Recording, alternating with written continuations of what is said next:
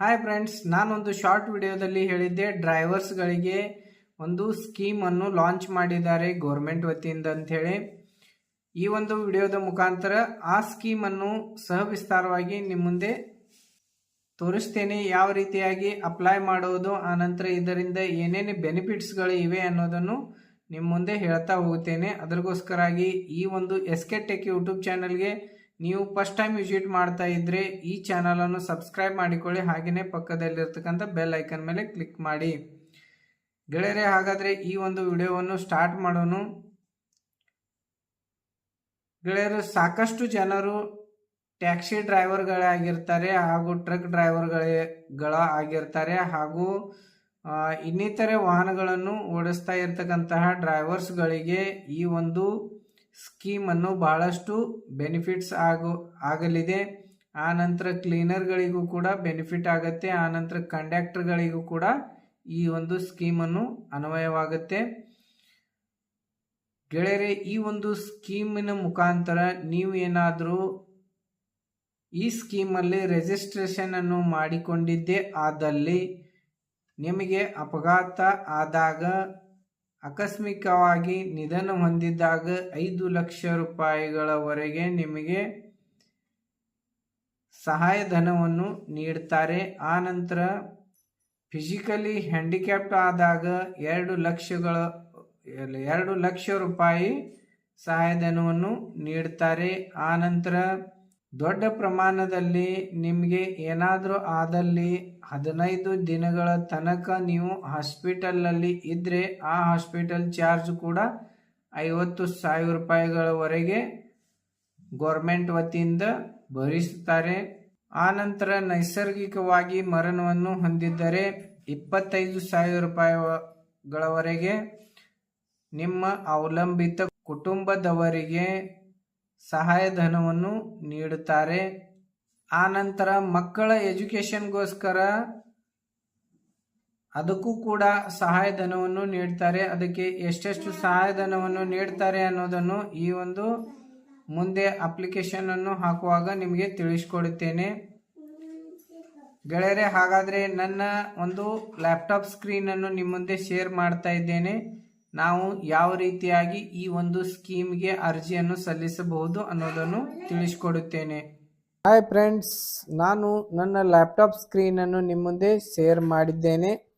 ಗೆಳೆಯರೆ, ಈ ರೀತಿಯಾಗಿ ಕ್ರೋಮ್ ಬ್ರೌಸರನ್ನು ಓಪನ್ ಮಾಡಿಕೊಳ್ಳಿ. ನೀವು ನಿಮ್ಮ ಮೊಬೈಲ್ ಥ್ರೂ ಕೂಡ ಈ ಒಂದು ಅಪ್ಲಿಕೇಶನನ್ನು ಹಾಕಲಿಕ್ಕೆ ಬರುತ್ತೆ. ನಿಮ್ಮ ಮೊಬೈಲ್ದಲ್ಲಿ ಇರ್ತಕ್ಕಂತಹ ಕ್ರೋಮ್ ಬ್ರೌಸರನ್ನು ಓಪನ್ ಮಾಡಿಕೊಂಡು 3 ಡಾಟ್ಸ್ ಬರುತ್ತೆ. 3 ಡಾಟ್ಸ್ ಮೇಲೆ ಕ್ಲಿಕ್ ಮಾಡಿಕೊಂಡು ಡೆಸ್ಕ್ಟಾಪ್ ಸೈಟ್ ಮಾಡಿಕೊಂಡು ಅಪ್ಲೈಯನ್ನು ಮಾಡಲಿಕ್ಕೆ ಬರುತ್ತೆ. ಇಲ್ಲಿ ನಾನು ನೋಡಿ ಸರ್ಚ್ ಬಾಕ್ಸ್ದಲ್ಲಿ ಒಂದು ಲಿಂಕನ್ನು ಪೇಸ್ಟ್ ಮಾಡ್ತಾ ಇದ್ದೇನೆ. ಈ ಲಿಂಕ್ ಕೂಡ ನಿಮಗೆ ಡಿಸ್ಕ್ರಿಪ್ಷನ್ ಬಾಕ್ಸ್ದಲ್ಲಿ ಕೊಟ್ಟಿರುತ್ತೇನೆ. ಡೈರೆಕ್ಟಾಗಿ ಅಲ್ಲಿಂದ ನೀವು ಕ್ಲಿಕ್ ಮಾಡಿಕೊಂಡು ಈ ಒಂದು ವೆಬ್ಸೈಟ್ಗೆ ವಿಸಿಟ್ ಆಗಬಹುದು. ಗೆಳೆಯರೆ, ಇಲ್ಲಿ ಎಂಟರ್ ಮಾಡಿದ ನಂತರ ನೋಡಿ, ಇಲ್ಲಿ KMTO ಸೆಲ್ಫ್ ರಿಜಿಸ್ಟ್ರೇಷನ್ ಅಂಥೇಳಿ ಬರುತ್ತೆ. ಇಲ್ಲಿ ನಿಮ್ಮ ಮೊಬೈಲ್ ನಂಬರ್ ಕೇಳುತ್ತೆ. ಆನಂತರ ಇಲ್ಲಿ ನಿಮ್ಮ ಆಧಾರ್ ನಂಬರ್ ಕೇಳುತ್ತೆ. ಇಲ್ಲಿ ಆಧಾರ್ ನಂಬರ್ ಎಂಟರ್ ಮಾಡಿ. ಆನಂತರ ಇಲ್ಲಿ ಕೊಟ್ಟಿರುವಂಥ ಕ್ಯಾಪ್ಚಾ ಕೋಡ್ ಇಲ್ಲಿ ಎಂಟರ್ ಮಾಡಿ. ಆನಂತರ ಸೆಂಡ್ OTP ಮೇಲೆ ಕ್ಲಿಕ್ ಮಾಡಿ ಈ ಕ್ಯಾಪ್ಚಾ ಕೋಡನ್ನು ಇಲ್ಲಿ ಎಂಟರ್ ಮಾಡಿ. ಮತ್ತೆ ಕ್ಯಾಪ್ಚಾ ಕೋಡ್ ಎಂಟರ್ ಮಾಡಿದ ನಂತರ ಇಲ್ಲಿ OTPಯನ್ನು ಹಾಕಿದ್ದೇನೆ. OTPಯನ್ನು ಹಾಕಿಕೊಂಡು ಲಾಗಿನ್ ಬಟನ್ ಮೇಲೆ ಕ್ಲಿಕ್ ಮಾಡಿ. ಕ್ಲಿಕ್ ಮಾಡಿಕೊಂಡಾಗ ಈ ರೀತಿ ವೆಬ್ಸೈಟ್ ಬರುತ್ತೆ. ಇಲ್ಲಿ ಕರ್ನಾಟಕ ಮೋಟಾರು ಸಾರಿಗೆ ಮತ್ತು ಇತರೆ ಸಂಬಂಧಿತ ಕಾರ್ಮಿಕರ ಸಾಮಾಜಿಕ ಭದ್ರತೆ ಮತ್ತು ಕಲ್ಯಾಣ ಮಂಡಳಿಯಲ್ಲಿ ನೋಂದಣಿಗಾಗಿ ಅರ್ಜಿ ಅಂತೇಳಿ ಬಂದಿರುತ್ತೆ. ಇಲ್ಲಿ ನೋಡಿ ಸಾಮಾನ್ಯ ಮಾಹಿತಿ, ಜನರಲ್ ಇನ್ಫಾರ್ಮೇಶನ್ ಕೊಟ್ಟಿರುವಂಥದ್ದು. ಇಲ್ಲಿ ನೋಡಿ ಆಧಾರ್ ಕಾರ್ಡ್ನಲ್ಲಿರುವಂತೆ ಅರ್ಜಿದಾರರ ಹೆಸರು ಅಂತೇಳಿ ಕೊಟ್ಟಿದ್ದಾರೆ. ಇಲ್ಲಿ ನಿಮ್ಮ ಆಧಾರ್ ಕಾರ್ಡ್ನಲ್ಲಿ ಯಾವ ರೀತಿಯಾಗಿ ಹೆಸರು ಇರುತ್ತೆ ಆ ರೀತಿಯಾಗಿ ಇಲ್ಲಿ ಹೆಸರನ್ನು ಟೈಪ್ ಮಾಡಿ. ಆನಂತರ ಇಲ್ಲಿ ತಂದೆ ತಾಯಿಯ ಹೆಸರನ್ನು ಟೈಪ್ ಮಾಡಿ. ಆನಂತರ ಇಲ್ಲಿ ವೈವಾಹಿಕ ಸ್ಥಿತಿ ಅಂತೇಳಿ ಕೇಳುತ್ತೆ. ಇಲ್ಲಿ ವೈವಾಹಿಕ ಸ್ಥಿತಿಯನ್ನು ಸೆಲೆಕ್ಟ್ ಮಾಡಿಕೊಳ್ಳಿ. ಇಲ್ಲಿ ಮ್ಯಾರಿಡ್ ಇದ್ರೆ ಮ್ಯಾರಿಡ್, ಅನ್ಮ್ಯಾರಿಡ್ ಇದ್ರೆ ಅನ್ಮ್ಯಾರಿಡ್, ಡಿವೈಸ್ಡ್ ಇದ್ರೆ ಡಿವೈಸ್, ವಿಡಿಯೋ ಇದ್ರೆ ವಿಡಿಯೋ, ಅದರ್ಸ್ ಇದ್ರೆ ಅದರ್ಸ್ ಅಂತೇಳಿ ಸೆಲೆಕ್ಟ್ ಮಾಡಿಕೊಳ್ಳಿ. ಆನಂತರ ನೀವು ಕರ್ನಾಟಕದ ಖಾಯಂ ನಿವಾಸಿಯೇ ಅಂಥೇಳಿ ಕೇಳ್ತಾ ಇದೆ. ಇದು ಇಲ್ಲಿ ಹೌದು ಅಂತ ಟಿಕ್ ಮಾರ್ಕ್ ಮಾಡಬೇಕು ಈ ರೀತಿಯಾಗಿ. ಆನಂತರ ಇಲ್ಲಿ ಖಾಯಂ ವಿಳಾಸ, ಇಲ್ಲಿ ನಿಮ್ದು ಖಾಯಂ ವಿಳಾಸವನ್ನು ಟೈಪ್ ಮಾಡಿ ಆನಂತರ ಇಲ್ಲಿ ಜಿಲ್ಲೆಯನ್ನು ಸಿಲೆಕ್ಟ್ ಮಾಡಿ, ನಿಮ್ದು ಯಾವ ಜಿಲ್ಲೆ ಬರುತ್ತೆ ಆ ಜಿಲ್ಲೆ ಸಿಲೆಕ್ಟ್ ಮಾಡಿ ಆನಂತರ ಇಲ್ಲಿಂದ ತಾಲೂಕವನ್ನು ಸಿಲೆಕ್ಟ್ ಮಾಡಿಕೊಳ್ಳಿ. ಆನಂತರ ಇಲ್ಲಿ ವಾರ್ಡ್ ಕೇಳ್ತಾ ಇದೆ, ವಾರ್ಡನ್ನು ಸಿಲೆಕ್ಟ್ ಮಾಡಿಕೊಳ್ಳಿ.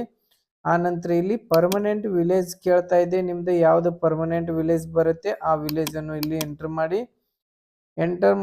ಇಲ್ಲಿ ಟೈಪ್ ಮಾಡಿದ ನಂತರ ಇಲ್ಲಿ ಪರ್ಮನೆಂಟ್ ಪೋಸ್ಟ್ ಆಫೀಸ್ ಅಂತೇಳಿ ಇರುತ್ತೆ, ಇಲ್ಲಿ ಸಿಲೆಕ್ಟ್ ಮಾಡಿಕೊಳ್ಳಿ. ಸಿಲೆಕ್ಟ್ ಮಾಡಿದ ನಂತರ ಇಲ್ಲಿ ನಿಮ್ಗೆ ಶೋ ಆಗ್ತಾ ಇರುತ್ತೆ ನಿಮ್ದು ಪರ್ಮನೆಂಟ್ ಪೋಸ್ಟ್ ಆಫೀಸ್ ಯಾವ್ದಂತೇಳಿ, ಅದು ಸಿಲೆಕ್ಟ್ ಮಾಡಿಕೊಳ್ಳಿ. ಆನಂತರ ಪರ್ಮನೆಂಟ್ ಪಿನ್ ಕೋಡ್ ಇಲ್ಲಿ ಟೈಪ್ ಮಾಡಿದ ನಂತರ ಇಲ್ಲಿ ಮೇಲಿನ ವಿಳಾಸದಂತೆ ಸೇಮ್ ಆಸ್ ಅಬೌವ್ ಅಂತೇಳಿ ಪ್ರಸ್ತುತ ವಿಳಾಸ ಮತ್ತು ಖಾಯಂ ವಿಳಾಸ ಸೇಮ್ ಇದೆ ಅಂತಂದ್ರೆ ಇಲ್ಲಿ ಟಿಕ್ ಮಾರ್ಕ್ ಮಾಡಿ ಸೇಮ್ ಬರುತ್ತೆ. ಆನಂತರ ಇಲ್ಲಿ ಜಿಲ್ಲೆಯನ್ನು ಸಿಲೆಕ್ಟ್ ಮಾಡಿ, ಆನಂತರ ತಾಲೂಕಾ ಸಿಲೆಕ್ಟ್ ಮಾಡಿ, ವಾರ್ಡ್ ಸಿಲೆಕ್ಟ್ ಮಾಡಿ, ಆನಂತರ ಕರೆಂಟ್ ವಿಲೇಜ್ ಸಿಲೆಕ್ಟ್ ಮಾಡಿ, ಆನಂತರ ಕರೆಂಟ್ ಪೋಸ್ಟ್ ಸಿಲೆಕ್ಟ್ ಮಾಡಿ, ಆನಂತರ ಕರೆಂಟ್ ಪಿನ್ ಕೋಡ್ ಸಿಲೆಕ್ಟ್ ಮಾಡಿ ಇಲ್ಲಿ ಟೈಪ್ ಮಾಡಿ. ಆನಂತರ ವೈಯಕ್ತಿಕ ಮಾಹಿತಿ ಪರ್ಸನಲ್ ಇನ್ಫಾರ್ಮೇಶನ್ ಕೇಳ್ತಾ ಇದೆ ನೋಡಿ, ಇಲ್ಲಿ ಹುಟ್ಟಿದ ದಿನಾಂಕ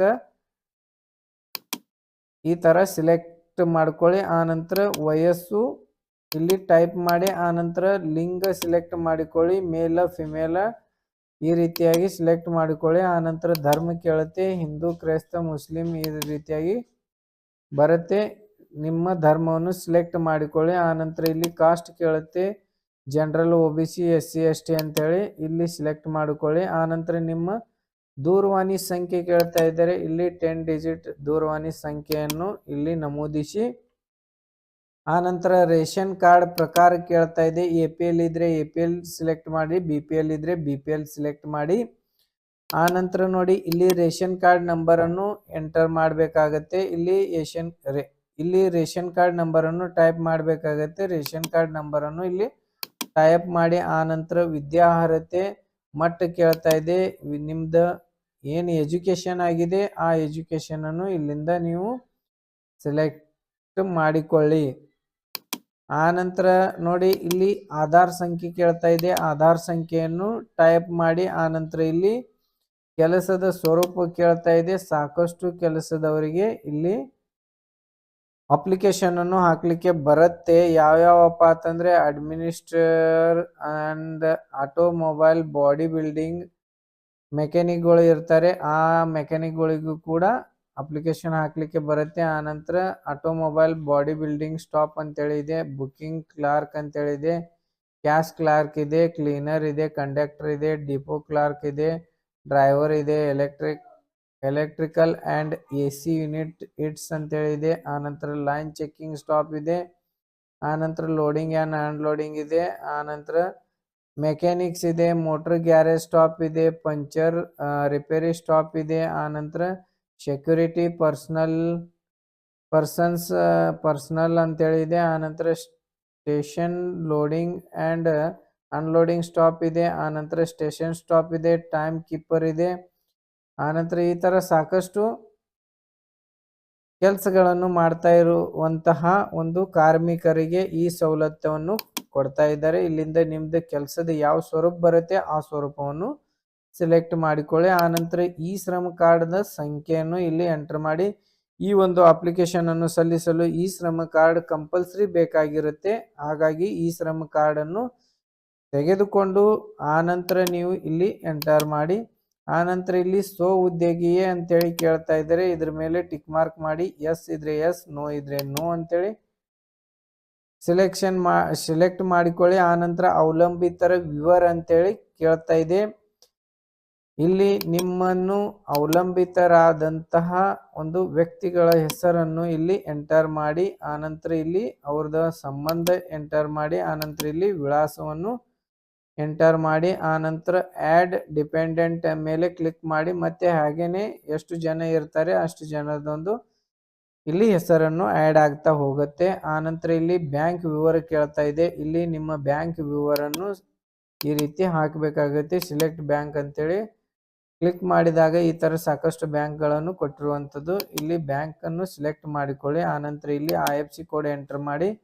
ಆನಂತರ ಇಲ್ಲಿ ಆಧಾರ್ ಲಿಂಕ್ ಮಾಡಿದ ಬ್ಯಾಂಕ್ ಖಾತೆ ಸಂಖ್ಯೆಯನ್ನು ಇಲ್ಲಿ ಎಂಟರ್ ಮಾಡಿ. ನೀವು ಯಾವುದೇ ಒಂದು ಗೋರ್ಮೆಂಟ್ ಸ್ಕೀಮನ್ನು ಪಡೆಯಲು ನೀವು ಏನು ಬ್ಯಾಂಕ್ ಅಕೌಂಟ್ ಕೊಡ್ತೀರಾ ಆ ಬ್ಯಾಂಕಿಗೆ ನಿಮ್ಮ ಆಧಾರ್ ಲಿಂಕನ್ನು ಹೊಂದಿರತಕ್ಕಂತಹ ಬ್ಯಾಂಕ್ ಅಕೌಂಟನ್ನೇ ಕೊಡಬೇಕಾಗತ್ತೆ. ಅದೇ ರೀತಿಯಾಗಿ ಇಲ್ಲಿ ಕೂಡ ನೀವು ಆಧಾರ್ ಲಿಂಕ್ ಇರ್ತಕ್ಕಂಥ ಬ್ಯಾಂಕ್ ಅಕೌಂಟನ್ನೇ ಈ ಒಂದು ಇದಕ್ಕೆ ಕೊಡಿ. ಆನಂತರ ಇಲ್ಲಿ ನೋಡಿ ಡಾಕ್ಯುಮೆಂಟ್ ಮಾಹಿತಿ ಅಂತೇಳಿ ಕೇಳ್ತಾ ಇದೆ. ಇಲ್ಲಿ ಪ್ರೊಫೈಲ್ ಫೋಟೋ ಅಪ್ಲೋಡ್ ಮಾಡಿ, ನಿಮ್ದೊಂದು ಫೋಟೋವನ್ನು ಅಪ್ಲೋಡ್ ಮಾಡಿ. ಇಲ್ಲಿಂದ ಇದು JPG or PNG maximum 2 MB ಒಳಗೆ ಇರಬೇಕಾಗತ್ತೆ. ಆನಂತರ ಇಲ್ಲಿ ನೋಡಿ ಆಧಾರ್ ಕಾರ್ಡನ್ನು ಅಪ್ಲೋಡ್ ಮಾಡಿ ಅಂತೇಳಿ ಕೊಟ್ಟಿದ್ದಾರೆ. ಇಲ್ಲಿ ನಿಮ್ಮ ಆಧಾರ್ ಕಾರ್ಡನ್ನು ಅಪ್ಲೋಡ್ ಮಾಡಿ. ಆನಂತರ ಇಲ್ಲಿ ಉದ್ಯೋಗಿಯ ಪ್ರಮಾಣ ಪತ್ರವನ್ನು ಅಪ್ಲೋಡ್ ಮಾಡಿ ಅಂತೇಳಿದೆ. ಉದ್ಯೋಗದ ನಿಮ್ದು ಪ್ರಮಾಣ ಪತ್ರವನ್ನು ಇಲ್ಲಿಂದ ಅಪ್ಲೋಡ್ ಮಾಡಿ. ಇದು 5 MB ಒಳಗಡೆ ಇರಬೇಕಾಗತ್ತೆ. ಇದು ಕೂಡ 5 MB ಒಳಗಡೆ PDF JPG PNG ಫಾರ್ಮ್ಯಾಟ್ದೊಳಗೆ ಅಪ್ಲೋಡ್ ಮಾಡಿದ್ರು ನಡೀತದ. ಆನಂತರ ನೋಡಿ ಇಲ್ಲಿ ಕೆಲವೊಂದು ಟರ್ಮ್ಸ್ ಕಂಡೀಷನ್ಸ್ ಇಲ್ಲಿ ಕೊಟ್ಟಿದ್ದಾರೆ.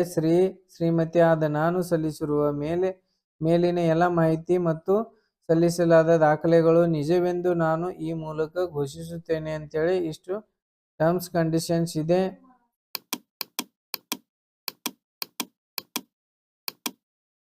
ಆನಂತರ ಇಲ್ಲಿ ಡೇಟ್ ಆಟೋಮೆಟಿಕ್ಲಿ ತಗೊಳುತ್ತೆ. ಇಲ್ಲಿ ಸ್ಥಳ ನೀವು ಟೈಪ್ ಮಾಡಬೇಕಾಗತ್ತೆ. ಆನಂತರ ಸಬ್ಮಿಟ್ ಬಟನ್ ಮೇಲೆ ಕ್ಲಿಕ್ ಮಾಡಿ. ನಿಮ್ಗೊಂದು ಅಪ್ಲಿಕೇಶನ್ ಹಾಕಿದಂತಹ ಅಪ್ಲಿಕೇಶನ್ದ ಒಂದು ಅಕ್ನಾಲಜ್ಮೆಂಟ್ ಕಾಪಿ ಬರುತ್ತೆ. ಆ ಅಕ್ನಾಲಜ್ಮೆಂಟ್ ಕಾಪಿಯನ್ನು ನಿಮ್ಮ ಹತ್ರ ಇಟ್ಟುಕೊಂಡು ನೀವು ನಿಮ್ಮ ಹತ್ತಿರದ ಲೇಬರ್ ಡಿಪಾರ್ಟ್ಮೆಂಟ್ಗೆ ಹೋಗಿ ಈ ಒಂದು ಅರ್ಜಿಯನ್ನು ಅಪ್ರೂವಲ್ ಮಾಡ್ಕೋಬೇಕಾಗತ್ತೆ. ಹೀಗೆ ನೀವು ನಿಮ್ಮ ಒಂದು ಲೇಬರ್ ಡಿಪಾರ್ಟ್ಮೆಂಟ್ದಲ್ಲಿ ಈ ರೀತಿಯಾಗಿ ನೀವು ರಿಜಿಸ್ಟ್ರೇಷನ್ ಅನ್ನು ಮಾಡ್ಕೊಳ್ಳಿಕ್ಕೆ ಬರುತ್ತೆ. ಈ ವಿಡಿಯೋವನ್ನು ಇಷ್ಟವಾದರೆ ವಿಡಿಯೋಗೆ ಒಂದು ಲೈಕ್ ಕೊಡಿ. ಹಾಗೆ ಗೆಳೆಯರೇ ನಿಮ್ಮ ಹತ್ತಿರದ ಫ್ರೆಂಡ್ಸ್ಗಳಿಗೆ ಈ ವಿಡಿಯೋವನ್ನು ಶೇರ್ ಮಾಡಿ ಮತ್ತು ಈ ನನ್ನ ಚಾನಲ್ ಅನ್ನು ಸಬ್ಸ್ಕ್ರೈಬ್ ಮಾಡೋದು ಮರೆಯಬೇಡಿ. ಹಾಗೆಯೇ ನಿಮ್ಮ ವಾಹನದ ಇನ್ಶೂರೆನ್ಸ್ ಅನ್ನು ಡ್ಯೂ ಆಗಿದ್ರೆ ಅದನ್ನು ನಾನು ರಿನ್ಯೂವಲ್ ಮಾಡಿ ಕೂಡ ಕೊಡುತ್ತೇನೆ. ಅದರದ್ದು ಕೂಡ ಲಿಂಕ್ ಡಿಸ್ಕ್ರಿಪ್ಷನ್ ಬಾಕ್ಸ್ದಲ್ಲಿ ಕೊಟ್ಟಿದ್ದೇನೆ. ಆನಂತರ ನನ್ನ ಕಾಂಟ್ಯಾಕ್ಟ್ ನಂಬರು ಕೂಡ ಡಿಸ್ಕ್ರಿಪ್ಷನ್ ಬಾಕ್ಸ್ದಲ್ಲಿ ಕೊಟ್ಟಿದ್ದೇನೆ. ಅಲ್ಲಿಂದ ನೀವು ಡೈರೆಕ್ಟ್ ಆಗಿ ನನ್ನನ್ನು ಸಂಪರ್ಕಿಸಬಹುದು. Thank you so much. ಮತ್ತೆ ಸಿಗೋಣ ಮುಂದಿನ ಒಂದು ವಿಡಿಯೋದಲ್ಲಿ. ಬಾಯ್ ಬಾಯ್.